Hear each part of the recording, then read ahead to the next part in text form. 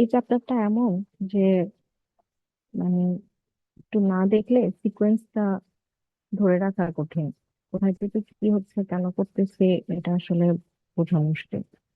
তো এই জন্য বলছিলাম যে একটু দেখে আসবেন, আজকে ক্লাসে কি পড়া হচ্ছে সেটা নেক্সট ক্লাসের জন্য দেখে আসবেন।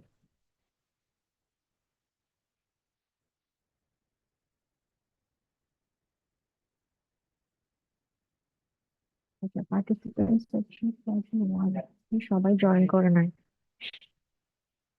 আচ্ছা, অ্যাটেন্ডেন্স একটু পরে নিচ্ছি। বলেন, আগের ক্লাসটা কি পড়েছিলাম সেটা একটু রিভিশন দিয়ে আগে নাকি? ট্রানজেকশন। ট্রানজেকশন বলতে আমরা কি বুঝি?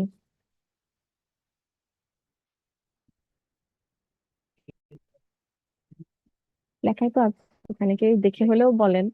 চুপ করে থাকেন কেন আপনারা?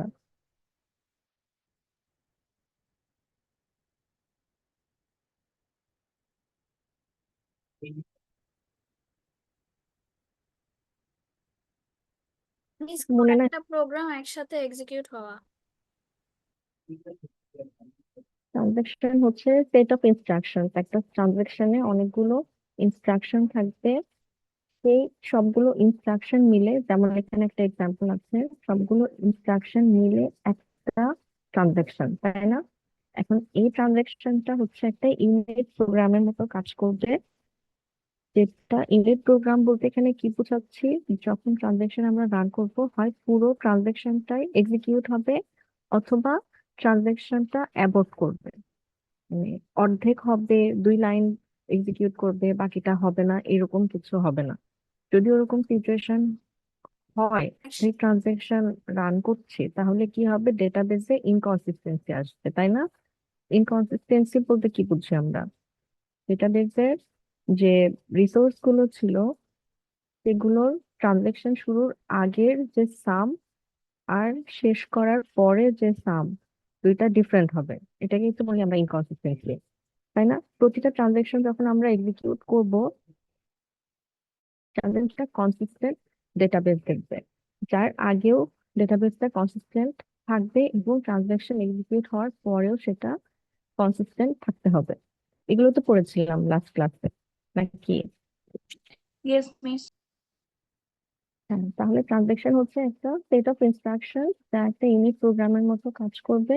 অর্থাৎ ট্রানজাকশন হয় পুরোটা এক্সিকিউট করবে, অথবা সে অ্যাবর্ট করবে, একদম অ্যাবর্ট করবে। কোনো পোর্শন, মানে অর্ধেক কোনো পোর্শন এরকম এক্সিকিউট হবে না, হলে পুরোটা হবে, না হলে নাই। এখন ট্রানজেকশনে আমরা কি করি, ডেটাবেস আমাদের এই ট্রানজেকশনটা ম্যানেজ করার জন্য কিছু ফ্যাসিলিটি দেয়। ঠিক আছে, কেন দেয়? যাতে করে ডেটাবেসটা কনসিস্টেন্ট থাকে, ডেটা লস কম হয়, ডেটাবেসটা ফাস্টার হয়, কাজের থ্রুপুট বাড়ে। ঠিক আছে, এই জিনিসগুলোর জন্য ডেটাবেস আমাদের কিছু ট্রানজাকশন ম্যানেজমেন্ট ফ্যাসিলিটি দেয়, যেগুলো আমাদের আসলে মেইনটেইন করতে হয়। তো মেইনলি আমরা দুইটা জিনিসের সাথে ডিল করি।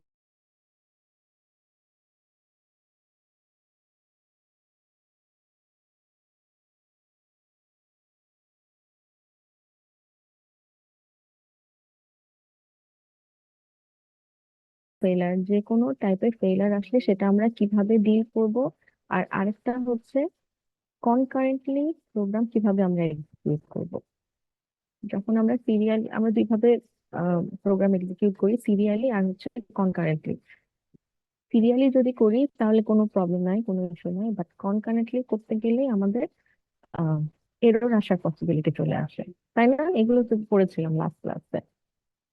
এখন ট্রানজাকশনে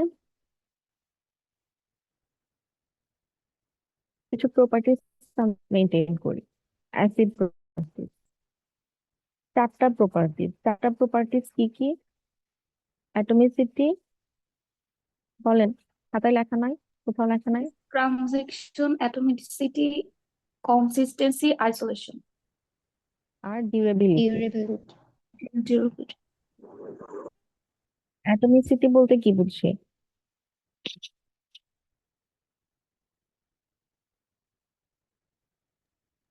পুরো মিস, ট্রানজাকশন হয় হবে, না হলে হবে না। বুঝলি? হয় সবগুলো ইনস্ট্রাকশন এক্সিকিউট হবে অথবা কোনোটাই এক্সিকিউট হবে না, তাই না?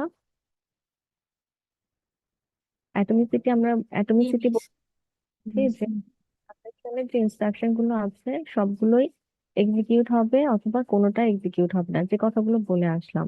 যদি অর্ধেক এক্সিকিউট করি, এখানে এক্সাম্পলে যেটা দেয়া আছে, যদি স্টেপ 3 পর্যন্ত আমরা এক্সিকিউট করি তারপর কোনো এরর আসে তাহলে ডেটা লস হবে। এই যে অ্যাকাউন্ট এ, অ্যাকাউন্ট বি, অ্যাকাউন্ট এ তে যদি $100 আমরা চিন্তা করি, অ্যাকাউন্ট এ বলতে $100 এবং অ্যাকাউন্ট বি তে $100 আছে, তাহলে এখানে কি করতে চাচ্ছি আমরা?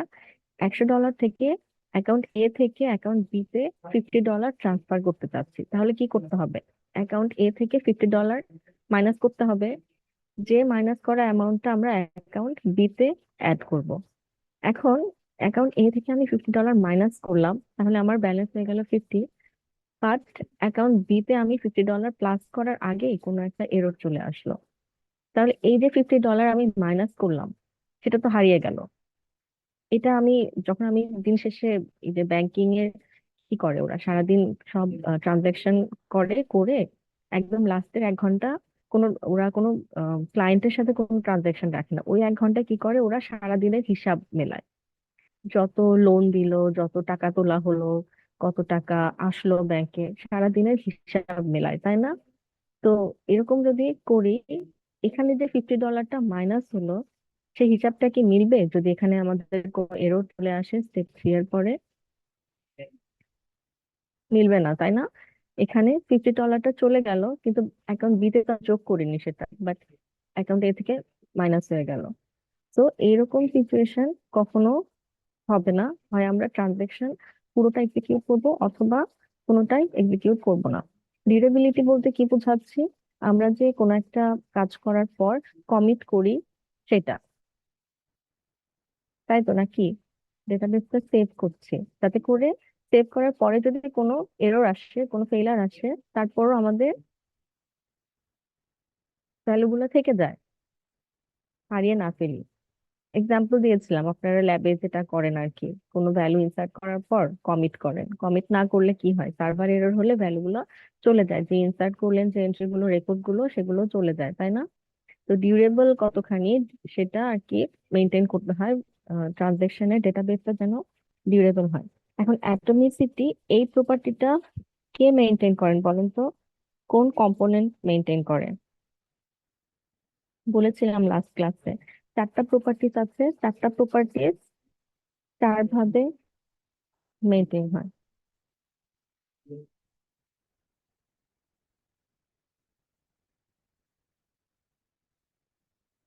প্রোগ্রামার, অ্যাটমিসিটি মেনটেন করে ট্রানজাকশন ম্যানেজমেন্ট কম্পোনেন্ট, অ্যাটমিসিটি মেনটেন করে ট্রানজাকশন ম্যানেজমেন্ট কম্পোনেন্ট, আর ডিউরেবিলিটি মেনটেন করে রিকভারি ম্যানেজমেন্ট কম্পোনেন্ট। ঠিক আছে, রিকভারি ম্যানেজমেন্ট কম্পোনেন্ট, এটা আমরা আরেকটা চ্যাপ্টার আছে পরে পড়বো, এর পরের হয়তো ক্লাসগুলোতে পড়বো। আচ্ছা, এরপর আসি পরের প্রপার্টিজ, কনসিস্টেন্সি। কনসিস্টেন্সি বলতে কি বুঝি, কি বলেন?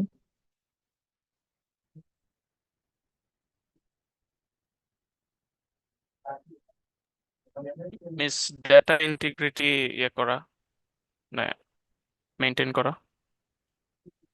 যেটা ইন্টিগ্রিটি মেনটেন করা। আর কেউ? মিস ডেটা সেম কিনা সেটা চেক করবে কনসিস্টেন্সিতে। হ্যাঁ, একটা ট্রানজাকশনের আগে ও পরে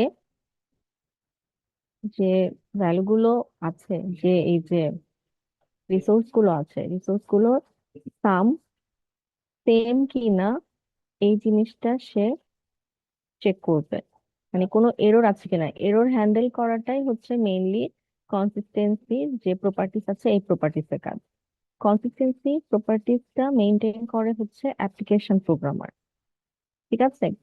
কারণ যখন এসকিউএল কোয়েরি লেখে প্রোগ্রামার, তখন তার এমন ভাবে কোয়েরিটা লিখতে হবে যেন তাতে কোনো এরর না থাকে, তাই না? লজিক্যাল, অ্যাটলিস্ট লজিক্যাল কোনো এরর যেন না আসে। তো এখানকার এক্সাম্পলটা যদি আমরা চিন্তা করি, এই যে অ্যাকাউন্ট এ আর অ্যাকাউন্ট বি, এই ট্রানজেকশন শুরুর আগে অ্যাকাউন্ট এ তে ছিল $100, অ্যাকাউন্ট বি তে ছিল $100। তো 100 + 100 হচ্ছে 200, তাই না? এই $200 ছিল এক ট্রানজেকশন শুরুর আগে, এবং ট্রানজেকশন শেষ করার পরেও অ্যাকাউন্ট এর ব্যালেন্স চেঞ্জ হয়ে যাবে, বি এর ব্যালেন্স চেঞ্জ হয়ে যাবে, বাট তাদের সামটা যেন সেম থাকে। যদি সামটা সেম থাকে তাহলে আমরা বলবো ডেটাবেসটা কনসিস্টেন্ট আছে। আর যদি অ্যাকাউন্ট মানে ট্রানজেকশন শুরুর আগে $200 হয়, বাট শেষ করার পর যদি এখানে ডেটা লস হয়, $50 চলে যাচ্ছে, তাহলে সামটা তখন হয়ে যাবে 150, সেম হচ্ছে না। এই সিচুয়েশনকে আমরা বলছি ইনকনসিস্টেন্ট ডেটাবেস, তাই না? এগুলোই তো পড়েছিলাম লাস্ট ক্লাসে। এখন কোন একটা ট্রানজেকশন শুরুর আগে ডেটাবেসটা অবশ্যই কনসিস্টেন্ট থাকতে হবে, বাট যখন মিডিল কোনো পজিশনে থাকবো আমরা, তখন টেম্পোরারিলি সে কি ইনকনসিস্টেন্ট থাকবে। এখান থেকে বিয়োগ করলাম কিন্তু এখনো যোগ করি নাই, তখন তো ইনকনসিস্টেন্ট স্টেট আছে। বাট যতক্ষণে ট্রানজেকশনটা শেষ হবে, শেষ হতে হতে তাকে আবার কনসিস্টেন্ট স্টেটে ফিরে আসতে হবে। এই কথাগুলো এখানে লেখা। আপনারা যখন পড়বেন, বুঝতে যেন প্রবলেম না হয়, এই জন্য আরেকবার করে বলছি। এখন আসি আইসোলেশন প্রপার্টিসে। আইসোলেশন প্রপার্টিসটা অনেক ইম্পর্টেন্ট। এখানে কি হয়, এর আগে যতগুলো ট্রানজেকশন দেখলাম সেগুলোতে আমরা দেখেছিলাম একটা ট্রানজেকশন, বাট যদি আমাদের মাল্টিপল ট্রানজেকশন আসে, সেই ক্ষেত্রে আমরা কি করব? সেই ক্ষেত্রে এই আইসোলেশন প্রপার্টিটা আমাদের মেনটেন করতে হবে। যদি একাধিক ট্রানজেকশন থাকে, তখন একটা ট্রানজেকশন, T1 আছে, T2 আছে, একটা ট্রানজেকশন সে বুঝবে না যে আরেকটা ট্রানজেকশন রান হচ্ছে সেম ডেটার উপর। এই এ আর বি সেম ডেটার উপর আসলে প্যারালালি দুইটা ট্রানজেকশন রান হচ্ছে, বাট একটা থেকে আরেকটা কখনোই বুঝবে না যে সেম ডেটার উপর অন্য ট্রানজেকশন রান হচ্ছে। তারা কিভাবে দেখবে? তারা দেখবে T1 ভাববে যে অন্য ট্রানজেকশন বা T2 কি করবে, T1 শেষ হওয়ার পর রান করবে, অথবা T1 শুরুর আগেই সে এক্সিকিউট হয়ে গেছে। সেম ভাবে T2 ও তাই ভাববে। T2 ভাববে যে তার এক্সিকিউশনের পরে T1 এক্সিকিউট হবে, অথবা সে এক্সিকিউট হওয়ার আগে T1 এক্সিকিউট হয়ে গেছে। ঠিক আছে? কেউ কারোটা সম্পর্কে জানবে না। যদি এমন হয় যে একটা ট্রানজেকশন এক্সিকিউট হচ্ছে, তার মাঝে আরেকটা ট্রানজেকশন এক্সিকিউট করে করি আমরা, তাহলে কি হবে? ডেটাবেসটা ইনকনসিস্টেন্ট হয়ে যাবে। এখানে সেই এক্সাম্পলটা দেওয়া আছে, এটাও লাস্ট দিন বলেছিলাম যে এই স্টেপ 3 এর পর যদি T2 রান করি আমরা, এখান থেকে তো অ্যাকাউন্ট এ থেকে তো $50 মাইনাস হয়ে গেছে, তারপর যদি T2 এক্সিকিউট করি, তাহলে T2 কি রান করবে? এ আর বি এর ভ্যালুটা কত রান করবে, মানে কত পাবে এখানে?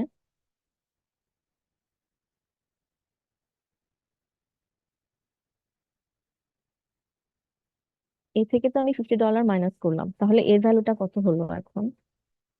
মিস 150। হ্যাঁ, T2, হ্যাঁ টোটাল T2 এ প্লাস বি এর ভ্যালুটা পাবে 150, তাই না? কারণ বি ইয়েস। তে আমি যাইনি, বি তে তো $50 আমি এখনো কাজ করিনি, বি এর ভ্যালুটা 100ই আছে। কিন্তু T2 এর কত পাওয়ার কথা আসলে? 200 পাওয়ার কথা, ইয়েস তাই? মিস। ডেটাবেস যদি হয় তাহলে সামের এই ট্রানজাকশন এক্সিকিউটের আগে আর পরে আমরা সেম ভ্যালুটা পাবো। তো এরকম সিচুয়েশনে আমরা কি করবো? আইসোলেশন প্রপার্টিটা মেনটেন করতে হবে। এই প্রবলেমটা সলভ করতে পারি আমরা কিভাবে? যদি আমরা ট্রানজাকশন গুলো সিরিয়ালি এক্সিকিউট করি, হয় T1 এক্সিকিউট করলাম তারপর T2 এক্সিকিউট করলাম, বা T2 আগে এক্সিকিউট করলাম তারপর T1 এক্সিকিউট করলাম। বাট এইভাবে যদি আমরা করি, সিরিয়ালি এক্সিকিউট করি, তাহলে আমরা কিছু প্রবলেম ফেস করব। কি টাইপের প্রবলেম ফেস করব?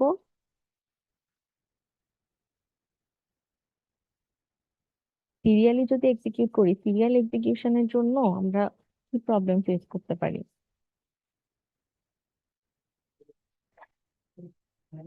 একটা ট্রানজাকশন, মিস ট্রানজেকশন বড় হলে নতুন ট্রানজেকশন শুরু করতে লেট হয়ে যাবে। নতুন ট্রানজাকশনের অনেকক্ষণ ওয়েট করতে হবে, যে আগে ট্রানজাকশনটা শেষ হবে তারপর আমরা শুরু করবো। আচ্ছা, এখন কি ছিল? ট্রানজাকশনের কয়েকটা স্টেট ছিল। অ্যাক্টিভ স্টেট, মানে যখন ট্রানজাকশনটা রান হচ্ছে; কমিটেড স্টেট, যখন ট্রানজাকশনটা সাকসেসফুলি কমপ্লিট হয়ে যাচ্ছে সেটাকে বলছি কমিটেড স্টেট। পার্শিয়ালি কমিটেড হচ্ছে একদম কমিট করার আগের যে স্টেপটা। ফেইল্ড হচ্ছে যদি কোনো সফটওয়্যার বা হার্ডওয়্যার ফেইলার আসে, এরর আসে, তাহলে ফেইল হবে। আর যদি ফেইল হয়ে যায় তারপর আমরা কি করব, ট্রানজাকশনটা অ্যাবর্ট করব। অ্যাবর্ট করা বলতে কি বোঝাচ্ছি, যে হয় ট্রানজাকশনটা ওখানেই শেষ করে দিব, ওই ট্রানজাকশনই আমরা রান করব না, অথবা ট্রানজাকশনটা প্রিভিয়াস যে স্টেবল স্টেটে ছিল সেই স্টেটে চলে যাব, যে ট্রানজাকশনের যে এররটা ছিল, যে প্রবলেমটার কারণে ফেলার আসছিল, সেই প্রবলেমটা সলভ করব, সলভ করে নতুন করে আবার রিস্টার্ট করবো ট্রানজাকশনটা। তাই না? এটা আমরা একটা ডায়াগ্রাম দিয়েও দেখেছিলাম। আচ্ছা, লাস্ট ক্লাসে একটা জিনিস আমাদের একটা জিনিস একটু দেখি, বই আছে এই স্লাইডে নাই। ও আচ্ছা, বইটা এখানে নিয়ে আসা হয় নাই। আচ্ছা, ঠিক আছে। একটা জিনিস বাদ পড়ে গেছে স্লাইডে, একটা হচ্ছে অ্যাটমিসিটি আর ডিউরেবিলিটি প্রপার্টি আমরা কিভাবে ইমপ্লিমেন্ট করবো সেটা। ঠিক আছে, নেক্সট ক্লাসে ওটা দেখে দিব, বই আছে, বই থেকে ওটা আমরা দেখবো। আজকে শুধু এটুকু দেখি। এখন বলেছিলাম যে কনকারেন্ট এক্সিকিউশন আমাদের কি জন্য দরকার, কয়েকটা কারণ বলেছিলাম। একটা কারণ তো বললেন যে একটা ট্রানজাকশন যদি অনেক বড় হয় তাহলে অন্য ট্রানজাকশন গুলো কি করতে হয়, অনেকক্ষণ ওয়েট করতে হয় যে বড় ট্রানজাকশনটা কখন শেষ হবে, তারপর আমি এক্সিকিউশন শুরু করব, তাই না? এটা গেল একটা প্রবলেম, যে ওয়েটিং টাইমটা অনেক বেশি হয়। আর কি কি প্রবলেম হতে পারে? আহ, efficiency বাড়ছে। হ্যাঁ, কনকারেন্টলি এক্সিকিউট করলে কাজের এফিসিয়েন্সি বাড়ছে, রিসোর্স ইউটিলাইজেশনটা বেড়ে যাচ্ছে। একটা ট্রানজাকশন ধরলাম, আমাদের যে এ আর বি রিসোর্স ছিল, ট্রানজাকশন এ আর বি এর উপর কাজ করছে, সে এর উপর কিছু কাজ করলো, করে এইটা ছেড়ে সে অন্য একটা কাজে গেল। ঠিক আছে, অন্য একটা রিসোর্স নিয়ে কাজ করছে, সে সময় ট্রানজাকশন বি হয়তো ওই রিসোর্সটা নিয়ে কিছুটা কাজ করতে পারে, এর জন্য যেটুকু কাজ সেটুকু সে করতে পারে। তাহলে তার কি এই পুরোটা কখন শেষ হবে তার জন্য তার ওয়েট করতে হচ্ছে না, যে মাঝ থেকে কনকারেন্টলি কিছু পোর্শন কাজ করতে পারছে, তারপর আবার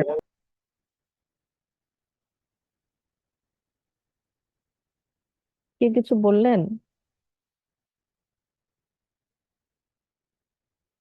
আচ্ছা, তার কি হচ্ছে, ওয়েটিং টাইমটা কমে যাচ্ছে, আমাদের রেসপন্স টাইমটা কমে যাচ্ছে, কাজের এফিসিয়েন্সি বাড়ছে, তারপর থ্রুপুট বাড়ছে, রিসোর্স ইউটিলাইজেশন বাড়ছে, তাই না? অনেকগুলো সুবিধা পাচ্ছি আমি। এখন স্কেডিউল, আমাদের এই চ্যাপ্টারের মেইন জিনিস ছিল স্কেডিউল। এটা খুব ভালোভাবে বুঝতে হবে। স্কেডিউল বলতে আমরা কি বুঝছি, যখন মোর দ্যান ওয়ান ট্রানজাকশন থাকবে। ঠিক আছে, যখন আমাদের মোর দ্যান ওয়ান ট্রানজেকশন থাকবে এবং সেই ট্রানজেকশন গুলো আমরা প্যারালালি এক্সিকিউট করব, তখন কোন অর্ডারে এক্সিকিউট করলে ডেটাবেসটা কনসিস্টেন্ট থাকবে। ঠিক আছে, কি অর্ডারে, যখন আমাদের মোর দ্যান ওয়ান ট্রানজেকশন থাকছে, সেই ট্রানজেকশন গুলো কনকারেন্টলি এক্সিকিউট হচ্ছে, কি অর্ডার, একটা ক্রোনোলজিক্যাল অর্ডারে সেগুলো আমরা এক্সিকিউট করব, এটাকেই বলা হচ্ছে স্কেডিউল বা স্কেডিউলিং করা, ট্রানজেকশন গুলো স্কেডিউল করা। দুইটা কথা বলেছিলাম স্কেডিউলের সাথে, যে প্রতিটা ট্রানজাকশনের সবগুলো ইনস্ট্রাকশন স্কেডিউলে আসতে হবে। আর আরেকটা কথা হচ্ছে, একটা ট্রানজাকশনের যতগুলো ইনস্ট্রাকশন আছে এবং সেই ইনস্ট্রাকশন গুলো যে অর্ডারে আছে সেই অর্ডারেই থাকতে হবে, আমরা ট্রানজাকশনের অর্ডার চেঞ্জ করতে পারবো না। এই দুইটা জিনিস বলেছিলাম। আর কি কমিটেড,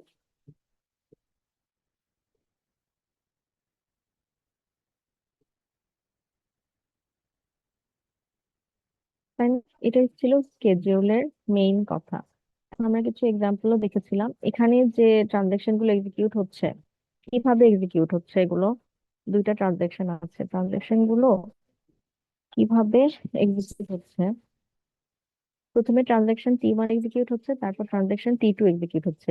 এই এক্সিকিউশনটাকে আমরা কি বলি? সিরিয়াল বলি, তাই না? আচ্ছা, আর সিরিয়ালাইজেবল কখন হয়?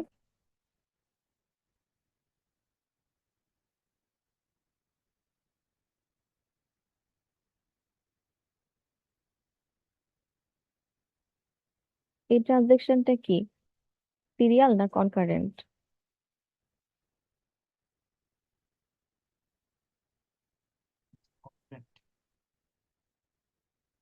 কনকারেন্ট, তাই না? তো একটা কনকারেন্ট স্কেডিউলকে আমরা সিরিয়ালাইজেবল বলবো যদি সেটা কোনো সিরিয়াল স্কেডিউলের ইকুইভ্যালেন্ট হয়।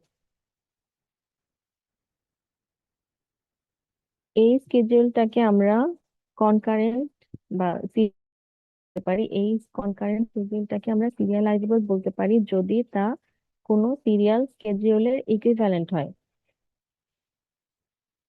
এখন এই স্কেডিউলটার সিরিয়াল স্কেডিউলের ভার্সন তো এটাই নাকি? এটাকেই আসলে সিরিয়াল স্কেডিউলটাকে আমরা ভেঙে কনকারেন্টলি লিখেছিলাম। তাহলে এই শিডিউলটাকে কি সিরিয়ালাইজেবল বলতে পারি? বলতে পারি। আচ্ছা, তাহলে সিরিয়ালাইজেবল হতে হলে আমাদের দুইটা জিনিস মাথায় রাখতে হবে। একটা হচ্ছে কনকারেন্ট হতে হবে, অবশ্যই কনকারেন্ট হতে হবে, স্কেডিউলটা কনকারেন্ট হবে। আর আরেকটা হচ্ছে যে কনসিস্টেন্ট হতে হবে। এমন হওয়া যাবে না যে এই রিসোর্স গুলো সাম ট্রানজেকশন গুলো শুরুর আগে ও পরে পুরো দুইটা ট্রানজেকশনই যখন এক্সিকিউট করে ফেলছি তারপরে সামটা সমান হতে হবে, ভ্যালু চেঞ্জ হওয়া যাবে না। যেমন আমরা একটা এক্সাম্পল দেখেছিলাম এইটা পরের স্লাইডে, এখান থেকে আমরা এই এই এক্সাম্পলটা দেখেছিলাম। এটা কি সিরিয়ালাইজেবল হয়?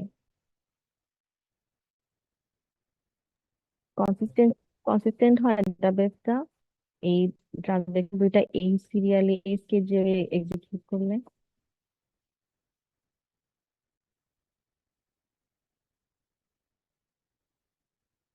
এ আর বি এর ভ্যালু দিয়ে চিন্তা করে দেখেন, অ্যাকাউন্ট 50 মাইনাস করছি, তারপর সেটা রাইট করিনি আমরা, ঠিক আছে? আবার ট্রানজেকশন টুতে যে যখন রিড করছি, কত রিড করব? মিস 50। 50 রিড করব ট্রানজেকশন টুতে। আমরা তো এখানে না মিস রাইট হয় নাই, সো আগের ভ্যালুটাই মানে -50-র আগের ভ্যালুটা রিড করবো। হ্যাঁ, T1 এ যেহেতু রাইট হয়নি তার মানে ভ্যালুটা আপডেট হয়নি। আমি মাইনাস করলাম ঠিকই, বাট ভ্যালুটা তো আপডেট হয়নি। এই জন্য T2 রিড করবে, আপডেট হওয়ার আগে যে ভ্যালুটা ছিল সেটাই রিড করবে। তাই না? সবাই বুঝতে পারছি? নতুন কিছুই বলি নাই, লাস্ট ক্লাসের কথাগুলোই বলছি, কারণ এই জিনিসগুলো আমাদের পরেও লাগবে, এই জন্য একটু রিভিউ করছি।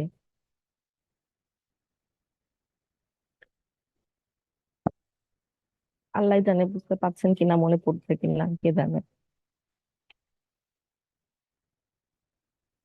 আচ্ছা, যাই হোক, তো এখানে হচ্ছে আমরা কনসিস্টেন্ট একটা ডেটাবেস পাচ্ছি। তো আমরা স্কেডিউল 4 যেটা আছে এটাকে আমরা সিরিয়ালাইজেবল বলতে পারবো না, কারণ এই স্কেডিউলটা কোনো সিরিয়াল স্কেডিউলের ইকুইভ্যালেন্ট হবে না। এখন দুইটা স্কেডিউল ইকুইভ্যালেন্ট হয় কখন? দুইটা স্কেডিউলকে আমরা কখন ইকুইভ্যালেন্ট বলতে পারবো?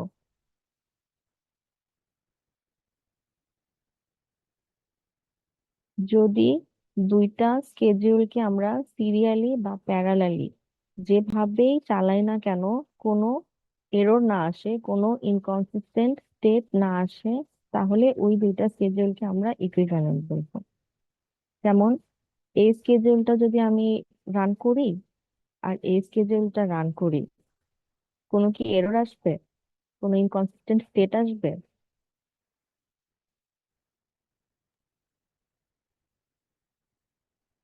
এখানে তো কোনো এরর আসার প্রশ্নই আসে না, এটা তো আমরা সিরিয়ালি এক্সিকিউট করছি। সিরিয়ালি এক্সিকিউট করলে তো কোনো প্রবলেম নাই, একটার পর একটা এক্সিকিউট করব।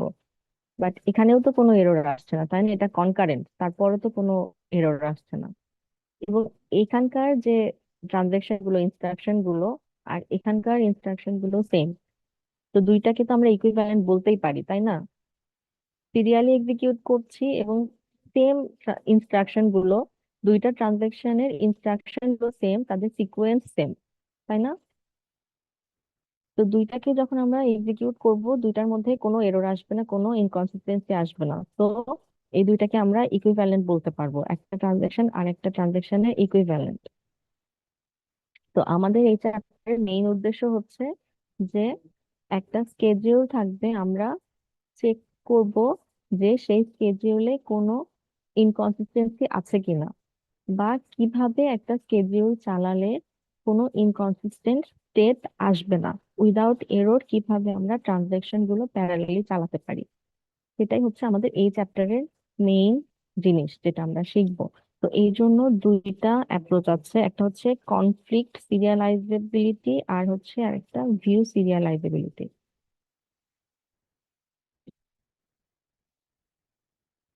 মনে আছে কারো কনফ্লিক্ট সিরিয়ালাইজেবিলিটি কখন আসে? কখন আমরা একটা কনকারেন্ট স্কেডিউলকে, একটা কি থাকবে পরীক্ষা, একটা কনকারেন্ট স্কেডিউল দিয়ে দিব, দিয়ে বলবো যে এটা কি কনফ্লিক্ট সিরিয়ালাইজেবল, তখন সেটা কিভাবে চেক করবেন? একটা কনকারেন্ট স্কেডিউলকে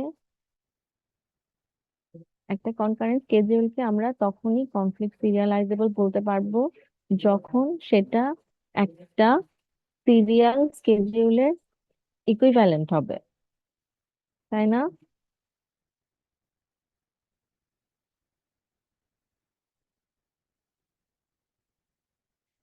আচ্ছা, এখন আরেকটা কি দেখেছিলাম, কখন কনফ্লিকশনটা আসবে? আমাদের অপারেশন আছে দুই রকম, একটা হচ্ছে রিড অপারেশন, একটা হচ্ছে রাইট অপারেশন।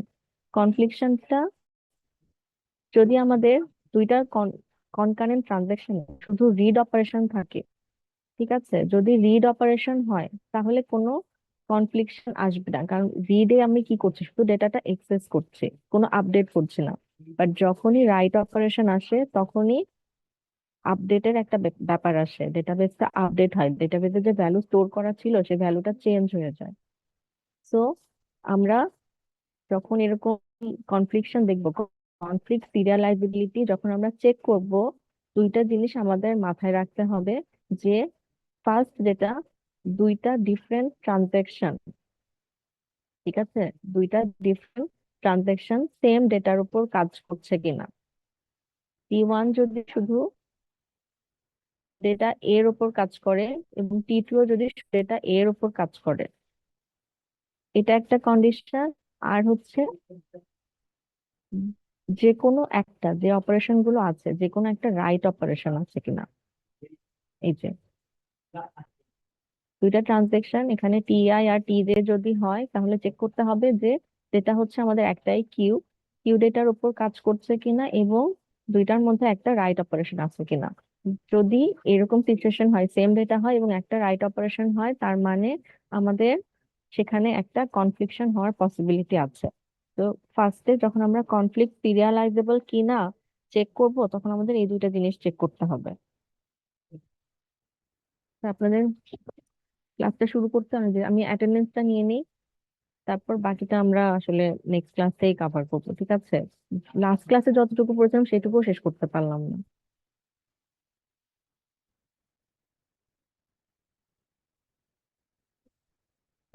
এটা বন্ধ করে দিই, অ্যাটেন্ডেন্স সবাই।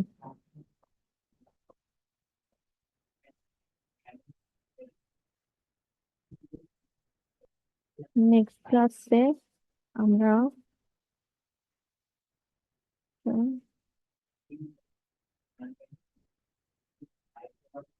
এই ক্লাসে আমরা কনফ্লিক্ট সিরিয়ালাইজেবিলিটি একটু ভালো করে দেখবো একবার।